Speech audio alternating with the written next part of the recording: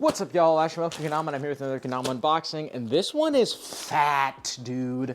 This right here is another package from Raccoon Kendamas. I feel kind of guilty. I don't think I ever need this much stuff, but like, they kind of hooked it up, or maybe it was a mistake, and maybe this was someone's orders. I don't know, but there's a lot of stuff in here, and I feel very, very spoiled, and thank you so much for the peeps at Raccoon Kendamas. I really do appreciate it, and I'm super excited because there's some new shapes here and some really, really just cool stuff that is happening. There's some really cool stuff that is happening. Like, they're upping their game every single time they send me something. It's insane how fast they are upping their game. Enough of me blabbering. Let's just open this up. It's really heavy. Let's just go. Let's just. We got one bag. Why are there so many? 3 bags. 4 and a, wow, oh my God, okay, and then, okay, well, we got, okay, all right, thank you. Thank you very much for all this stuff. I feel very undeserving of this, but thank you very much. Let's get into these now. We'll just go through these one by one. New bags, I think. I don't recall getting a bag with the last couple ones, but this is really exciting and really cool. So check that out. We got the logo right there. So boom, we got one of their natty tamas right here, and it is coming with their new, oh, this is cool. Nice. Okay, this is their new tail shape. I believe this is a beach tom, and we got a maple Ken right there. Super, super sick. Yeah. I can get down with this. I think a lot more people can get down with this. This is a lot more digestible, I feel like, for people, but it still has those Raccoon Kendama features, some of which we will be talking about. There's a lot to talk about with this, actually, but yes, some of which we will be talking about. The first thing we will be talking about is there are no steps in the cup. Check that out. There's no step in the cup. They're not like super dramatic or anything. They're just nice and thick. This sword is still really, really chunky though. And oh my God, this slip stop is long. Like, your thumb has so much space to live. Kind of reminiscent of like the locked, the locked length, like it's locked-ish, but it's so much longer than the lock. And then there is some semblance of ring saw. There's some definition. It's not just completely not gone. And then, as you can see, we got a big handle saw right here, and it just kind of goes in to the slip stop area, which is great. And then some decent lunar bounce hole right there, which is really, really cool. A couple other features that I'm seeing right now, they're still keeping it up with a thick cup rim, so your durability is gonna be awesome. And the cups are large. Getting into like people and how they size their cups and stuff, they're measuring from the outside cup diameter, and then they decide how much of this like they want, like how thick they want the rims to be. So like, they're not measuring by inner diameter, they're measuring by outside diameter, and then how big they want their cup rims to be. But because this cup is really, really big and they have thick rims, they compensated with the size of the cup, so there is a lot of surface area in that cup area, which is really, really great. I am super pumped to try this out. Wow. This one kind of slings too. That's kind of crazy. Wait, yo, wait a second. Okay, yeah, that's kind of crazy, dude.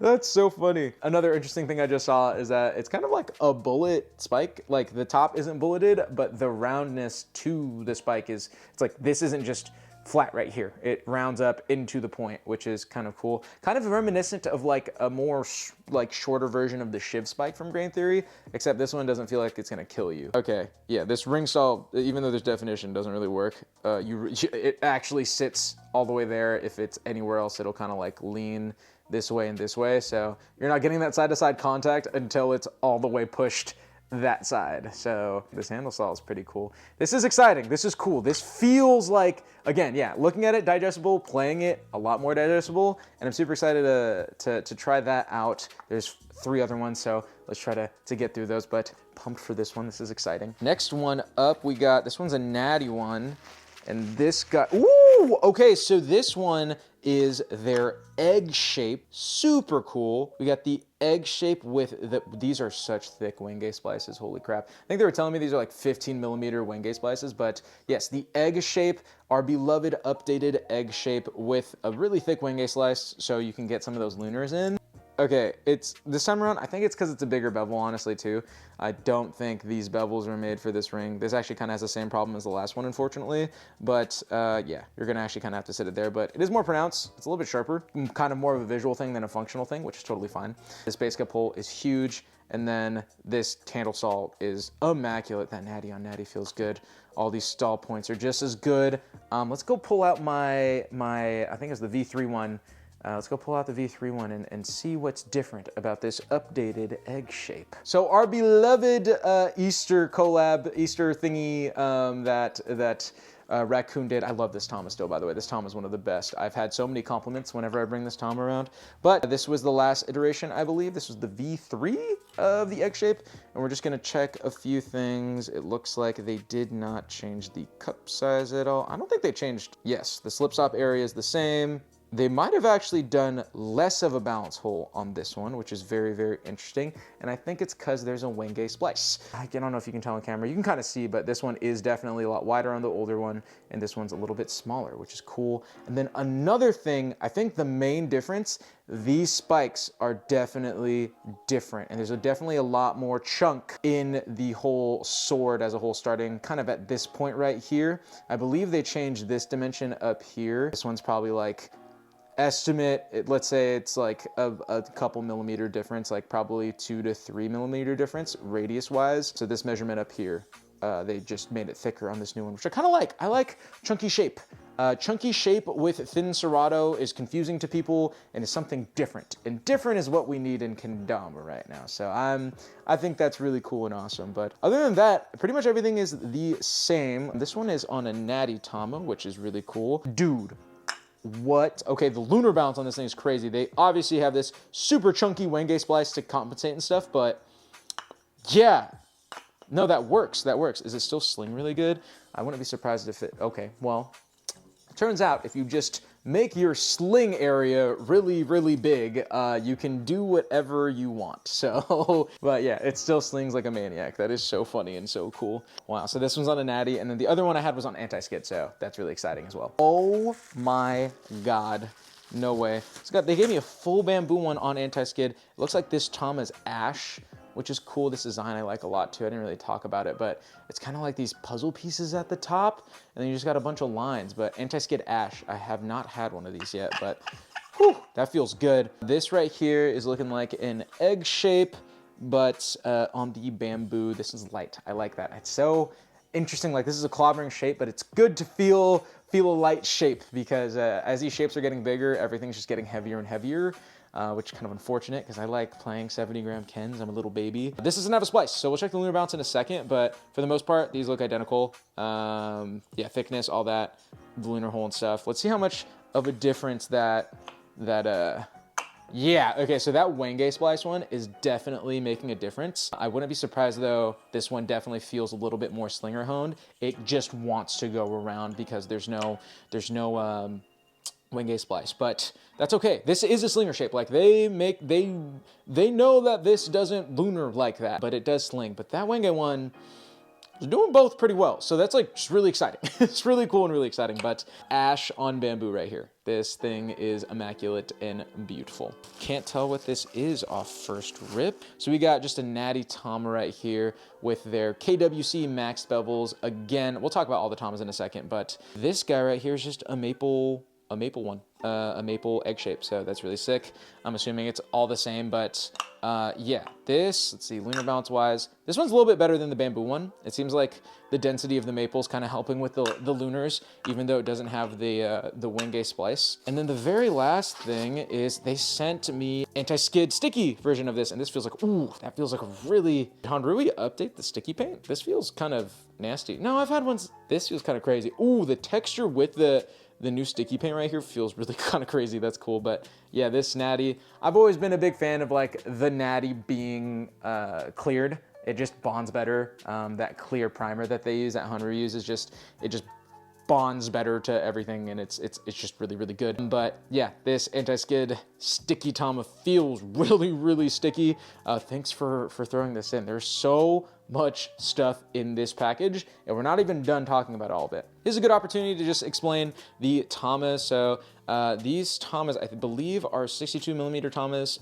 Correct me if I'm wrong. And then these bevels are the new KWC like max. KWC is new max is 26.5 millimeter bevels. So like this thing is huge. Like this bevel is huge, and it has a stepped bevel, crushable bevel in it. So it has all of the things. Whether I'm a fan of it or not is kind of like just, no, that's my old one. Where's like, I just have a feeling my J6 are gonna fall out of this, like just right off the bat, honestly.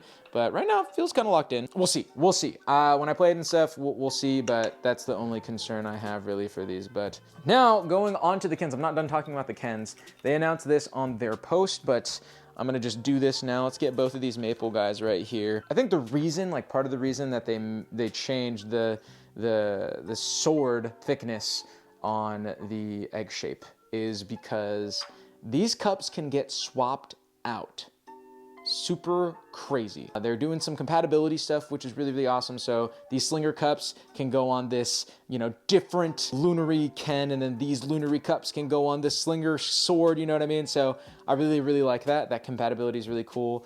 Okendama is a company that does that a lot, but because all their cups are the same, it's more of just like an aesthetic thing. These cups these Seratos are designed differently. There's an added element that can be there, right? Like if that Wenge Splice one is on this guy, like I probably just have one of the most honed lunar damas ever. You know what I mean? Like just different stuff like that. So let me go string up a couple of these, and let's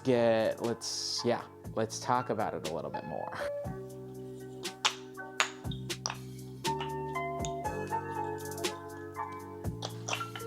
Wow. Whew.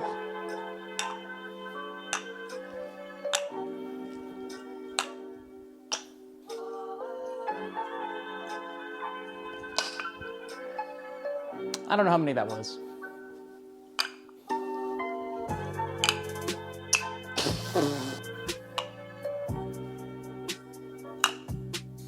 Wow.